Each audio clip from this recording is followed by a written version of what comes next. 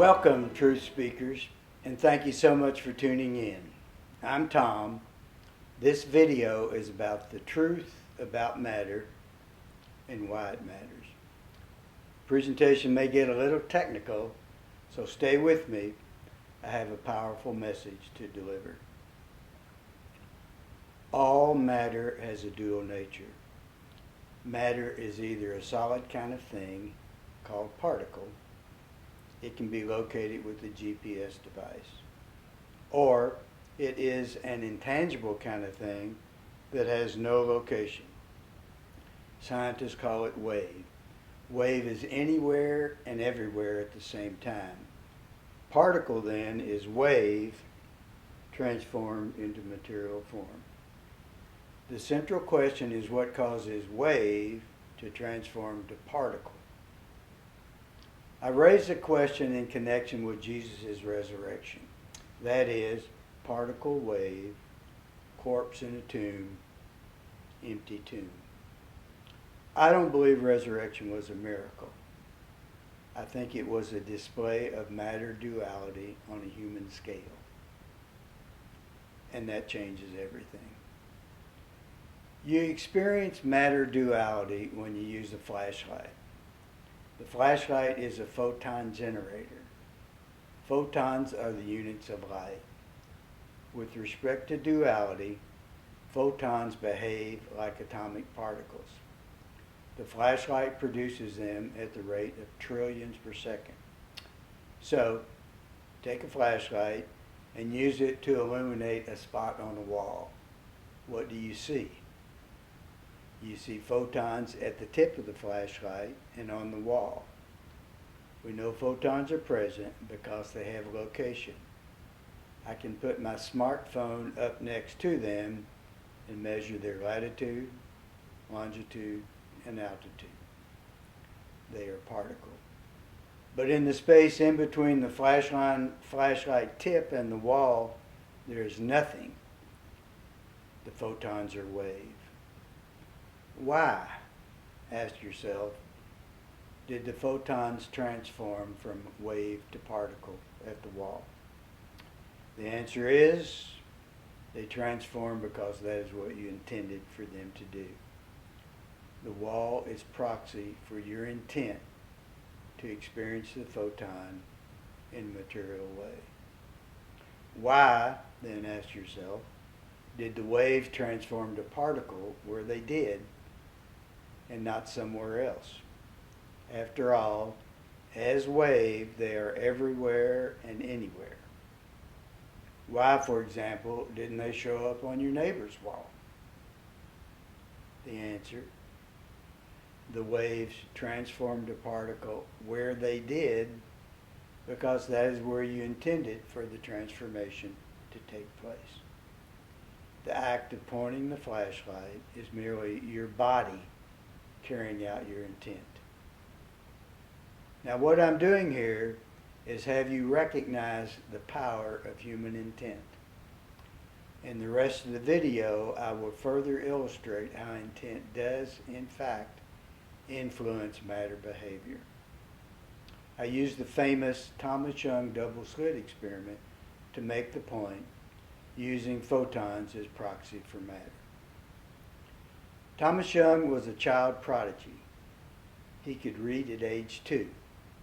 At age 14, he was proficient in Greek and Latin and was conversant in 11 other languages. In his time, scientists thought light was made of particles. He proved through his now famous experiment that light is also made of waves. The double slit setup looks like this. It has a light source, a filter with 2 side-by-side slits cut in it, which light can pass through, and a target barrier wall which light can't pass through. I have a double slit apparatus set up in my garage. The light source is a handyman laser sitting on a kitchen sponge. I purchased the laser at a local hardware store. The filter is a pitch black 35 millimeter slide with side-by-side razor-thin slits cut in it. The target wall is a movable square piece of plastic. The entire setup is 3 to 5 feet long, depending upon where I position the target wall. Something strange happens when I illuminate both side-by-side slits in the filter. Logically, one would think the target wall would contain 2 illuminated spots, each directly behind its respective slit. Instead, we find a spread out pattern on the target. In my garage experiments, the pattern on the wall can be as much as 150 times wider than the combined width of the slits the photon waves pass through. The spread outedness is indicative of wave behavior. Think of tossing a pebble in the center of a calm lake where the ripple waves spread out as they move away from the center. Like so, photon waves spread out from the light source and eventually collide with the target wall where their forward motion turns into location. In other words, the photon waves become particles. They take on a location property. Note that in the experiment, each slit acts as its own wave generator, effectively splitting the single input wave into 2 waves. In addition to spreading out, waves undulate as they move away from the source. They rise to a peak and fall to a trough, as do ocean waves, or as fan waves do at a sporting event. When the peak of a wave, say from the left slit, meets the peak of a wave from the right, the 2 upticks combine and constructively interfere with one another. When the uptick of one wave meets the downtick of another, they destructively interfere. They cancel out. Here's how the pattern from one of my garage experiments looks. Note the spread outedness. Also note the blank spaces in the pattern where destructive interference occurred. The waves canceled out. Matter is both wave and particle. Now, if I physically close, say, the slit on the right, I find a single spot on the target wall behind the left slit. The spread out pattern disappears in favor of a single bunched up particle pattern. This is normal. Here the photon waves have one and only one path to the target wall through the left slit. Thus a location property was effectively assigned to the waves while en route. Now I want you to consider a clever modification Dr. Dean Radin made to the experiment. Dr. Radin is lead researcher at the well-known Institute of Noetic Sciences, a paranormal think tank. He would get my vote for the Nobel Prize in Physics, only I don't have one. In the modified test, Radin hired an experienced meditator to express an intent through meditation to disrupt the naturalness of flowing photon waves, making them more particle-like than they ordinarily would be. That is, make the spread out pattern on the wall become more bunched up, as was the case when only one slit was open. Lo and behold, the meditated intent took, and the pattern on the wall became less spread out. The conversion was very slight, but well within accepted accuracy. Here, human intent to experience a photon in a material way interrupted the naturalness of the photon waves, making them more particle-like than Mother Nature provides. Now, all of what I just told you is a footnote to what I really want to tell you. In another test, Dr. Radin automated the Young experiment such that it took place without human presence. At a pre-programmed time, the light source was automatically turned on, and two separate digital recordings were made of the spread out pattern on the target wall. The two files were then stored in safekeeping for 3 months.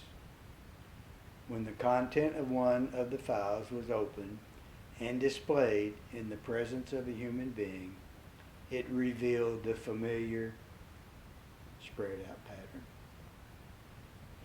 The other file was placed under the influence of the meditator who, as before, expressed an intent to disrupt the natural order in the direction of more particleness. Its contents were then revealed to a human being. The result? The meditated file revealed the reduced, spread out pattern. The two files contain different information even though they were generated at the same time under identical conditions 3 months earlier.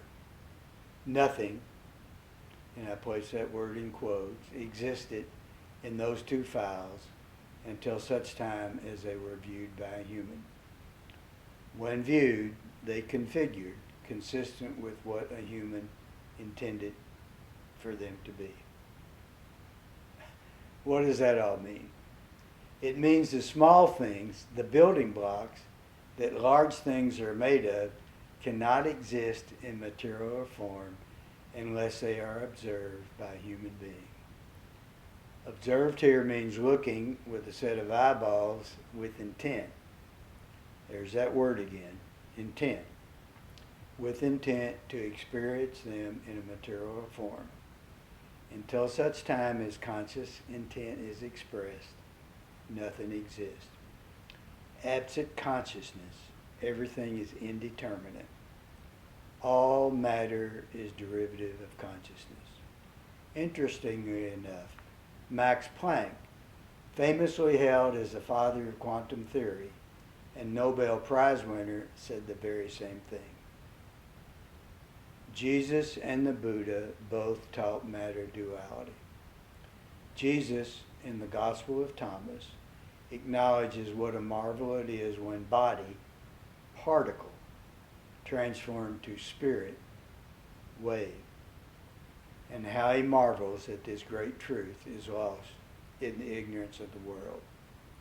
He goes on to say that human intent to have a material existence is why spirit nature takes on flesh, just as photons take on particleness. Buddha said the same thing, and both agree.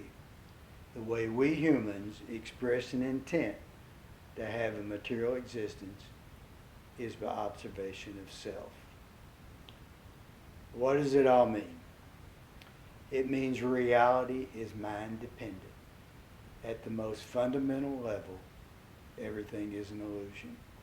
A persistent one for sure, but illusion nonetheless.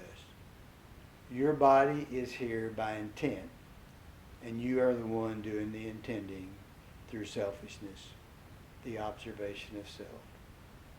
The dream you had last night was a small affair in a much larger dream state called life.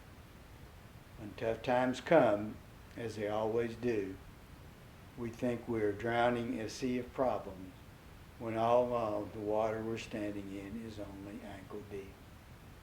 The human spirit is truly amazing. How many times have you seen people rebound after a divorce, loss of job, death of a loved one, financial crisis, and so forth? That is spirit nature taking over. In my world, resurrection is not about miracle or sin forgiveness to appease an angry God, but it is about rising. It is about the human capacity to resurrect from the depths by keeping everything in perspective. Recognize that you, at the most fundamental level of being, are no different than everything that appears to your senses. Everything is spirit in material form, grounded in intent. Everything just is. Stay true to your vows and allow your spirit nature to arise. to resurrect.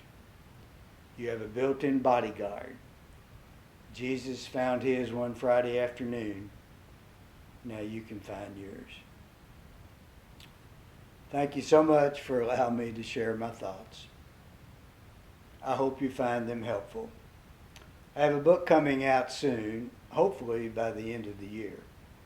It will explain how Christianity has misinterpreted the meaning of resurrection, but is too heavily invested in its version to change. You can also visit me at my website or drop a note in my inbox. I would love to hear from you. Thanks again, and I'll see you in the next